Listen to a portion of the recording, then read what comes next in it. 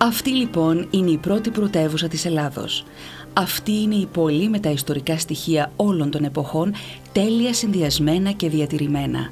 Αυτό όμως που δυστυχώς δεν μπορεί να αποδοθεί μέσα από αυτό το μεγάλο περίπατο στην πόλη του Ναυπλίου, είναι αυτό το ξεχωριστό, αυτό που αναδύει η πόλη κάθε φορά που την επισκέπτεσαι, κάθε φορά που περπατάς στα στενά της, που ανεβαίνεις στις δρομόσκαλες, που κοντοστέκεσαι στα 5 αδέλφια, όταν τα μάτια σου πλημμυρίζουν από το απέραντο βαθύ γαλαζοπράσινου ουρανού και θάλασσας. Αυτό λοιπόν το κάτι, το ξεχωριστό, μόνο διαζώσεις θα το νιώσει όποιος επισκεφθεί την κορώνα του Μοριά, το Ναύπλιο.